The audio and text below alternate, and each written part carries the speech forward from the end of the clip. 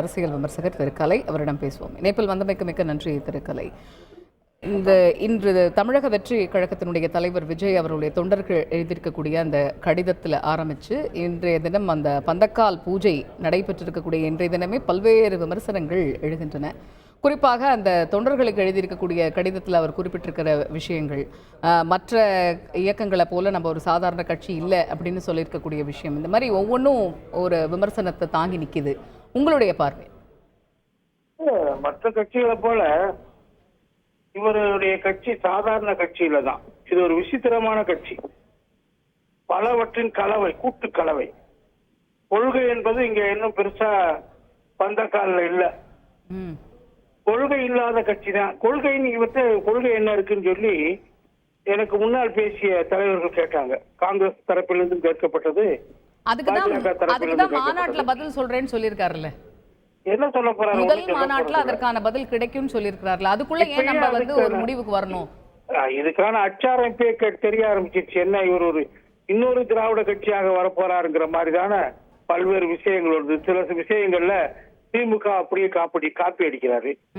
எல்லா சர்வ சமயத்து வழிபாட்டு பூஜை நடத்தினாரா? சர்வ சமய பூஜை நடத்தியிருக்காரு. பந்தக்கால் நடுறது, அதை பார்த்தா இந்து மதத்தினுடைய சடங்குகள் தான் பிரதானமாக நடத்தப்பட்டது, காட்டப்பட்டது. மற்ற சமயங்களுக்கும் நான் பந்த வழிபாட்டு முறைகளை நான் நடத்தி இருக்கிறேங்கிற மாதிரி தகவல் வருது. எங்க மதத்தை புறந்தள்ளுவதுதாங்க அரசியல். நீங்க இது மத சார்பின்மை என்பது என்ன? அரசியலில் மதம் கலக்காமல் இருப்பது. இவர் என்ன செய்யறாருன்னா எல்லா மதங்களையும் கொண்டு வந்து ஒன்னா சேர்த்துட்டேன், அதுதான் சர்வ சமயம் அப்படின்னு பேசுறது எவ்வளவு அடித்தளமற்ற விஷயம். நீங்க மதச்சார்பின்மை கோட்பாடு என்பதை மதத்தை தனியாக நிறுத்துவது. இவங்க அரசியலுக்கு வர்றதுலாம் திடீர் அரசியல்வாதிகள்லாம் எங்கேயோ திரிஞ்சிட்டு அரசியல் பின்புலம் கொஞ்சம் கூட இல்லாம திடீர்னு வந்து ஒரு அரசியல் கட்சி ஆரம்பிச்சு 2 ஆண்டுகள்ல நான் முதலமைச்சர் ஆவேன்னு சொன்னா அத மக்கள் சிரிக்க மாட்டாங்களா? அவ்வளவுக்கு தமிழ்நாட்டு மக்கள் எதுவுமே தெரியாத மக்களா? விழாலையுமே அவ்வளவு தொண்டர்கள் இருந்தாங்க, உற்சாகத்தோட கலந்துக்கிட்டாங்கிறது கட்சி தரப்புல சொல்லக்கூடிய ஒரு விஷயமா. அதெல்லாம் வருங்க. சினிமா பேக்ரவுண்ட் இருக்குது, அதுல ஒரு கூட்டம் வரும். அவங்க 45 லட்சம் பேர் நாங்க மெம்பர்ஷிப் சேர்த்துட்டு இருக்காங்க சொல்றாங்க.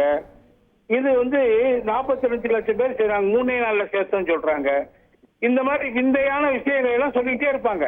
அதுதான் நான் சொன்னேன், அது விந்தையான கட்சி, அது வியப்பான கட்சி. அது அப்படித்தான் எல்லா விஷயங்களும் வரும்.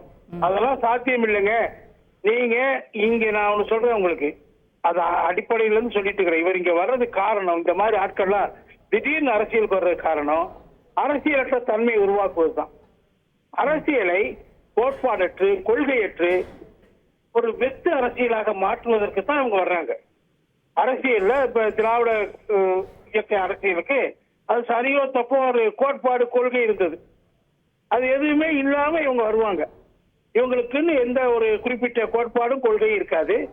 தமிழக அரசியலை கொள்கைகளற்ற கோட்பாடுகளற்ற டீபொலிட்டிகைஸ் சொல்லுவாங்க ஆங்கிலத்துல. அரசியலற்ற தன்மை உருவாக்குவது, வெறும் ஆடம்பர அரசியலை முன்னிறுத்துவதுதான் இவங்களுடைய நோக்கம். இதனால யாருக்கும் தமிழ்நாட்டு மக்களுக்கு எந்த பகுதிக்கும் எந்த பிரயோஜனமும் நடக்க போறதில்லை. அடித்தட்டு மக்களுக்கு இந்த நாட்டினுடைய வளர்ச்சி போய் சேர மாட்டேங்குது. அதனாலதான் வாழ்க்கை குறியீடுகள்ல இந்தியா இன்னும் பின்தங்கி இருக்குது. தமிழ்நாடு அதுக்கு விதிவிலக்கல்ல. அதை நான் மாற்றி அமைப்பேன்னு சொல்ல சொல்லுங்க.